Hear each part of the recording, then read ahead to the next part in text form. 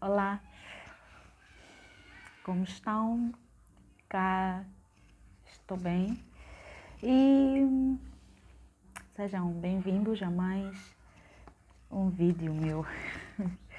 Vou falar um pouco de dar continuidade aos temas fantasmagóricos que eu sinceramente não consigo parar de pensar nessas coisas. Essas coisas me atraem a minha curiosidade. Não só questões fantasmagóricas, até porque eu creio que não existe separação entre essas coisas. Não existe separação entre a espiritualidade e a ciência. Só ainda não nos foi revelado o elo de ligação. Enfim, bora para a ideia de hoje. Eu vim cá trazer alguns pontos que defendem a ideia dos cristãos de não praticar rituais de invocação dos mortos. E nós também que participamos desses rituais temos que saber respeitar a escolha que eles têm de não praticar isso. Entendeu? Eu vou trazer cá alguns trechos da Bíblia que sustentam a ideia dos cristãos. E bora! Tem aqui o livro de Levítico 19:31, que diz: não vos volteis para os espíritos dos mortos, nem consulteis os adivinhos. Não vos contamineis com isso. Eu sou o Senhor vosso Deus. Eu cá entendo que ele diz: Wina, vocês têm acesso direto a mim. Não é andar a dar voltas por quê? Falem comigo diretamente, que eu estou pronto para vos ouvir e vos atender.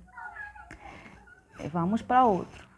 Levítico 26.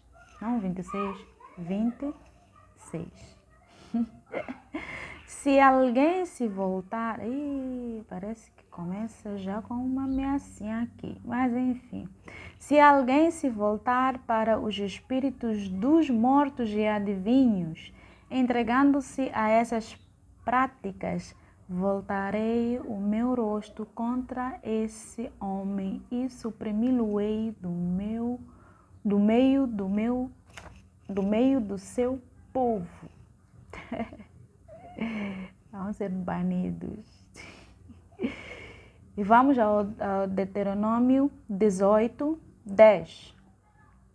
Ninguém no teu meio faça passar pelo fogo o seu filho ou a sua filha, ou se dê a encantamentos, aos augúrios, à adivinhação, à magia. Reticência. Deuteronômio 18:14. De fato, essas gentes, é o que está escrito aqui, essas gentes que tu vais desalojar acreditam em agoureiros e adivinhos. Acho que vou ter que trazer dicionário aqui. Wherever. Acreditam em agoureiros e adivinhos, mas a ti, ó Senhor, teu Deus, não o permite. Viram? Estão a dizer. Acho que vocês entenderam, entendem português. Bora, porque ainda tem muito para ler aqui. Aqui vem JZ. Deve ser Juízes. Não sei. Juízes 9:37. Gal retomou a palavra e disse: eis uma multidão que desce do lado do centro da terra e outra que vem pelo caminho do carvalho dos adivinhos. Bueno, vamos vos bombar aqui. Aqui deve ser 1 Samuel 6:2. Os filisteus convocavam os seus sacerdotes e adivinhos e convocaram os seus sacerdotes e adivinhos e perguntaram-lhes: que faremos da arca do Senhor? Dizei-nos como havemos a devolver a seu lugar. Até entende-se se nós formos a olhar para o comportamento do Deus cristão, Deus dos cristãos. É tipo, ele diz que o people tem acesso a ele. Então, por que procurar esses adivinhos, esses meros mortais, para consultar sobre algo que diz respeito a ele? Vá ter diretamente com ele. Enfim, voltamos aqui. Olha, aqui já estou a ver muitas partes de eliminar. Bora. 1 Samuel 28, 9. Respondeu-lhes a mulher: bem sabes o que fez Saul ao eliminar os que invocavam os espíritos dos mortos e os adivinhos, porque me armas ciladas para me matar. Esses são pequenos trechos, que enquadram-se num contexto do próprio texto.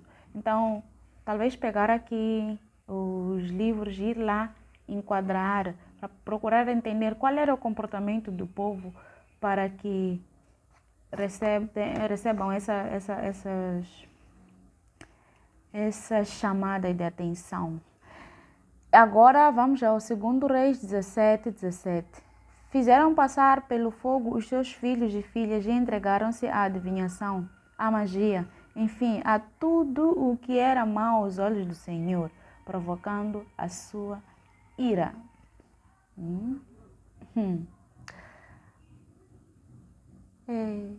Reis também fala muito sobre isso. Tem aqui muitos adivinhos, ídolos, terafins, abominações. Só para deixar claro que, com base na Bíblia, estas práticas são repudiadas. Então, entendam aí quando os cristãos nos olham olham essas práticas, na verdade, e repudiam. Tem bases. Agora, tem aqui, estou a ver aqui alguns trechos. Vamos a Isaías 8:19. Hão de dizer-vos: consultai os espíritos dos mortos e os adivinhos que murmuram e predizem o futuro. Porventura não deve o povo consultar os seus deuses e consultar os mortos em benefício dos vivos? Isaías 19:3. O Egito perderá o seu valor porque anularei os seus planos. Consultarão os ídolos e os feiticeiros, os invocadores dos mortos e os adivinhos. Então, parece que o plano aqui é mesmo extinguir esse comportamento, essa prática no meio da sociedade. Vamos aonde? Jeremias 29:8. Porque isto diz o Senhor do Universo, Deus de Israel: não vos deixeis seduzir pelos profetas que se acham entre vós, nem pelos adivinhos, e não façais caso dos sonhos que tendes. Mas bem, aqui já não estou a entender nada. Tá bem, vamos ignorar tudo. Mas e aquele que teve o sonho?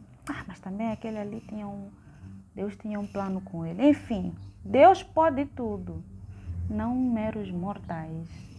Temos que consultar a Ele tudo. Ignorem vossos sonhos, não achem que são profetas. Só que não. Enfim. Deixa eu ver outro aqui. Malaquias 3:7. Sei lá.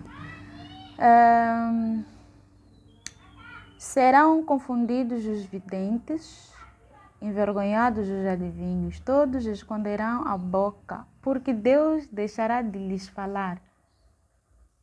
Como assim deixará de lhes falar? Significa que falava com eles antes e depois vai deixar porque se calhar, whatever. Enfim, Deus não quer isso. Parem de adivinhar as coisas.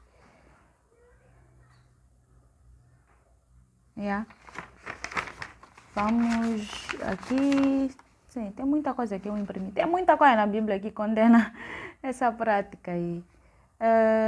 Zacarias 10, 2. Porque os ídolos domésticos dão falsos oráculos.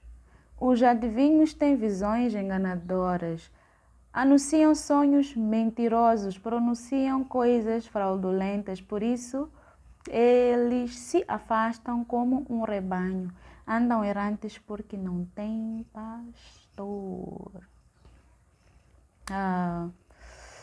Atos 8, 9. Encontrava-se na cidade um homem chamado Simão que praticava a magia e assombrava o povo de Samaria, dizendo ser ele próprio algo de grande. Sei lá. Não sei. Aqui, enfim, vamos embora. E sabes, quando eu leio isso, me vem tantos pensamentos porque eu investigo muitas coisas assim. Então, é muita coisa na minha cabeça. Então, para esse vídeo não ficar longo, tem que calar. Mas já vamos nos ver, maninho. Último. Ainda faltavam algumas páginas, não imprimi. Enfim. Atos 19, 19. E muitos dos que se tinham dedicado à magia trouxeram os seus livros e queimaram-nos diante de todos. O valor dos livros foi calculado em 50.000 moedas de prata. Bem, não sei quanto que isso significava na altura, mas deve ser muito dinheiro. Tipo, queimem os livros, as práticas da magia, abandonem. Enfim, não é um conselho que eu estou a dar. É tipo assim, nós temos que nos respeitar como pessoas. E todo mundo tem liberdade de escolher o encaminhamento espiritual. Então, não é para entrarmos em guerra. Tem que haver respeito. E tudo bem que todos somos livres, mas nós estamos tipo numa selva. Há regras que temos que cumprir, regras sociais. Eu tenho liberdade sim, mas ela termina quando começa a liberdade do outro. Minha liberdade não pode invadir a do outro. Então, tanto quanto os cristãos devem respeitar os outros crentes que não praticam, não se dedicam a essa prática de consulta aos adivinhos, aos mortos e whatever, devem respeitar quem o faz. Também quem tem essas práticas tem que respeitar quem condena, quem não quer saber, tipo, ok, eu te respeito, se é de família, ama, whatever, porém, eu não quero participar dessas coisas. Então, faça tu e eu faço a minha parte. Tá? Vamos nos respeitar. Agora vamos fazer uma pequena análise dessas práticas, porque xenhengue. Nós temos temos médicos tradicionais, temos adivinhos, temos cartomantes, temos videntes, xinhingue. Vou trazer essas coisas, porque tem aqui até um trechinho dos médiuns e eles dividem-se em várias. Tá vendo? Já estou a fugir já. Bora voltar. Essa coisa de mediunidade é de falar outro dia. Vamos fazer uma pequena análise, porque se formos a cavar a fundo, vamos entender desde o princípio, muito antes do cristianismo, a invocação dos mortos era extremamente proibida, era proibida por causa do risco que isso trazia. que isso traz, porque até agora faremos. Nós não temos certeza de nada. Simplesmente você invocou um espírito, ele se manifestou, seja incorporando ou se acoplando a alguém. E porque ele disse alguma coisa que se calhar aquele médium não sabia, ou ninguém mais sabia, só tu sabias, tudo que esse espírito ou essa manifestação for a dizer ou a mandar-nos fazer, não vamos simplesmente fazer às cegas, porque uma ona, porque organizem-se. Então, primeira análise, ponto número 1. Escrevi um pouco aqui, então vou ler, não decoro. A invocação dos mortos é proibida. Os necromantes, tirei isso em algum lugar. Eu não preferia chamar de necromantes, sei lá, parece um termo pejorativo. Mas enfim, vamos embora. Os necromantes dos tempos antigos, os invocadores, aqueles...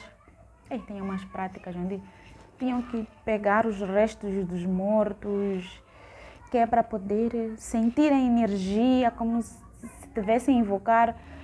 Mas os escritos antigos dizem que não era um morto que se comunicava ali, é apenas resquícios de energia que o morto deixou, são restos dos mortos. E quais são os restos dos mortos? Memórias, não sei o quê, de quanto a pessoa esteve viva. Então, era possível sim se conectar a essa energia. Então, os necromantes dos tempos antigos buscavam comunicação com os resíduos do morto. Resíduos psicofísicos abandonados pelos mortos, e não tinha garantia de nada. Imagina, você vai entrar em contato com os resíduos de uma pessoa extremamente desequilibrada. O que vai acontecer? Que mensagem você vai receber? Enfim. No oráculo e nas tradições africanas, invocavam-se os deuses e não os espíritos dos mortos. Essa tentativa poderia atrair déficit de memória, de sentimentos, de traumas, de pensamentos e muito mais. E assim abrir portas para influências errantes do pior tipo possível. Aqui o pensamento, depois eu digo quem é essa criatura aqui que tem esse pensamento. O pensamento deste homem aqui é como se ele dissesse assim, existem sim seres sobrenaturais que se comunicam, intervêm aqui na Terra, tanto para o lado bom, tanto para o lado ruim, mas ele entende que não são os mortos. Não é permitida a passagem do mundo dos mortos para o mundo dos vivos. Never. Essa é a ideia. Então é tipo, aquelas tradições que faziam invocações, era para esses deuses, seres que não encarnaram aqui na Terra, que estão no outro plano, mas que auxiliam a Terra de algum modo. E eram esses espíritos que eram invocados, e não os mortos. Parece que a coisa foi se diluindo, foi havendo uma mistura. Acabou se aceitando a suposta invocação dos mortos. Enfim, whatever. Fine.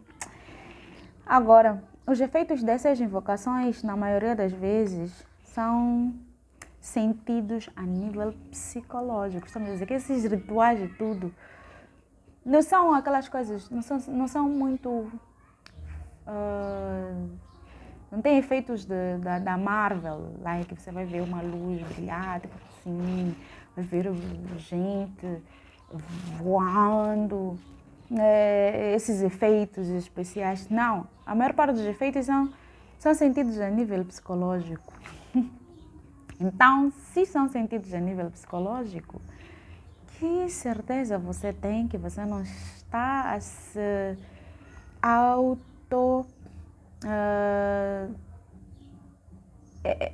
auto-hipnotizar? Whatever. A fazer uma auto-hipnose.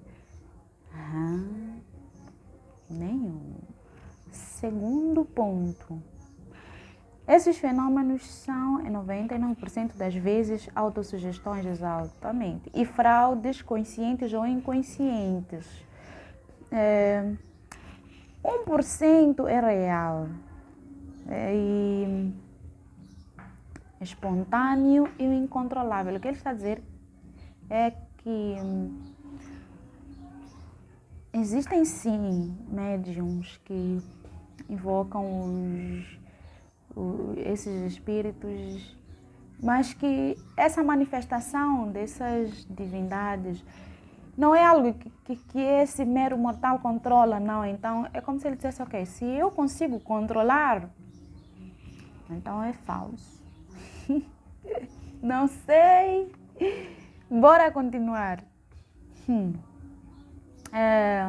As pessoas que têm visões, agora entra na parte fodida. As pessoas que têm visões, ouvem vozes, têm sensações e etc, devem considerar a possibilidade de terem alguma patologia psiquiátrica que cause alucinações visuais e auditivas. Mas olha, aqui sem querer debochar ou das pessoas que têm esse tipo de prática, mas a situação é muito séria aqui. Assim, tá bem, vamos todos partir do princípio que Deus existe. Ele não ia permitir que os médicos existissem se eles não tivessem função nenhuma, já que podemos usar a magia e por aí em diante. Mas se ele permitiu é porque eles têm alguma função, e uma função extremamente importante. Então, quando você tem sensações, visões, ouve vozes, porque a primeira coisa que você vai pensar é de que eu tenho um dom, Deus está a falar comigo, espíritos falam. Pessoal, você pode estar a começar, depois pode ser início ou indício de problemas psicológicos. Há uma necessidade de se procurar especialistas nisso, que é para poderem nos encaminhar, tá? Isso. Agora, devemos descartar,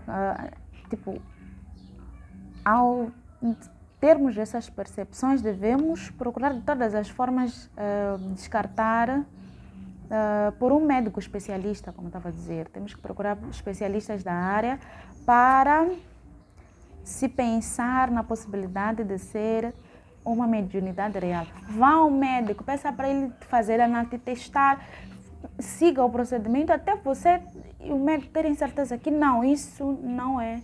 Embora o médico não vai chegar a essa conclusão nunca. Mas, enfim, faça a sua análise. Até ele, vocês chegarem à conclusão de que não, você está bem, tá? Daí, vamos procurar especialistas já na área da mediunidade. Em casos de mediunidade real, percepção de restos psicofísicos. Mas é assim. Ok, o médico disse não, você está bem, tá? Então você chega à conclusão que sim, eu tenho mediunidade. Ainda assim, você não estará em comunicação com os deuses, você estará a perceber restos psicofísicos das pessoas que morreram. Tá. Nesses casos, essas pessoas são pessoas doentes, não são pessoas doentes físicas, psicológicas, são pessoas doentes espiritualmente, precisam de ajuda. Então, é tipo, se você encontra alguém que diz que eu tenho visões, eu ouço vozes, eu tenho sonhos e não sei o quê, você não tem que olhar para essa pessoa como quem pode te ajudar, não. Olha para essa pessoa como um doente que precisa de ajuda. Então, como você que precisa de ajuda vai procurar um doente para te ajudar? Doesn't make sense. Não estou a dizer que é isso. Só estou a transmitir o pensamento de um tipo. Esse tipo aqui, eu gosto muito dele porque eu tenho minhas crenças, tenho minhas ideias formadas. Eu quando vejo, leio as obras dele, ele desafia tudo, todo o meu pensamento, ele... eu gosto dele porque, enfim, ele diz tudo aquilo que eu acredito hoje e me obriga a pensar, a analisar. Enfim, só espero não... Enfim, vamos continuar. Então, estávamos a dizer que essas pessoas precisam de ajuda. E eles atuam sem terem uma clareza do que estão a fazer. A frequência a esses ambientes espíritas e consultistas só tendem a agravar a situação patológica com a indução a um permanente estado hipnótico. Esses centros... enfim, tem que ficar claro que eu não estou a querer dizer que esses centros estão a prejudicar as pessoas, não. É um pensamento dele, nós temos que analisar. Existem muitos centros de terapia holística, de centros espíritas, existem esses centros de medicina tradicional. Passa-se por rituais, em alguns tens que repetir algumas frases. É como se tu estivesses a entrar em transe psicológico e a se induzir a um estado de hipnose permanente. Então você passa a acreditar, é como se fosse uma lavagem cerebral, uma reprogramação. Você passa a acreditar que é aquilo que você está a sentir, que é isso e você fica assim. Olha, vamos terminar. Para quem busca a espiritualidade a sério, qualquer tipo de alteração psíquica proporcionada por drogas, bebidas ou da própria condição patológica da mente, tudo isso deve ser evitado. Essa parte aqui, eu concordo com ele. Se buscamos a espiritualidade a sério, tendo estas práticas, temos que estar lúcidos. Entende? Eu estava aí numa academia e tinha alguns exercícios que tínhamos que fazer. E eu simplesmente não tinha resultado nenhum. E a resposta foi que eu busco respostas racionais. E tudo aquilo que não parece ter lógica, o meu pensamento, o meu psicológico não consegue processar. Então, por isso que eu não tinha tais resultados, né? E eu vou fazer o quê, gente? Eu ia fazer o quê? Eu preciso de... Aqui precisa ter lógica, tá? Para mim. Então, tem que estar consciente. Se você precisa de droga, de bebida para chegar a um certo estado espiritual, evita. Busque chegar a esse nível de forma natural. Essa é a ideia dele. Enfim. Sei lá, enfim, vamos continuar. Ele diz que tem que ser uma percepção sóbria dentro dos sentidos normais do corpo humano. A verdadeira intuição intelectual não tem sua fonte em uma comunicação com outros seres, mas sim com uma comunicação com os estados superiores do seu próprio ser, que estão em potência dentro da nossa própria potencialidade de realização. Tudo chega a ser assim, vai bater no mesmo ponto. Nós temos essa capacidade. Os cientistas dizem que nós só usamos 5%. Se calhar tudo isso é uma forma, é uma capacidade inconsciente que nós temos de entrar em sintonia com outras partes do nosso ser, da nossa existência. Podia até dizer do nosso eu superior. Nosso eu superior sabe tudo. E nós comprimimos ele nessa pequena consciência aqui na Terra, e ainda comprimimos mais no cérebro. E ele é tão limitado, mas é possível abrir caminhos e buscar informações, inspiração e por aí em diante. Então é isso que eu vim a trazer aqui. Que essas práticas são proibidas, entender o porquê dos cristãos abominarem esse tipo de práticas e também trazer o outro lado da espiritualidade não cristã, que também abomina a prática da invocação dos mortos. E existem sim várias vertentes espirituais que abominam esse tipo de prática. Então, temos que nos respeitar, tá? Não existe quem contém a plenitude da verdade, se é que a verdade existe. Enfim.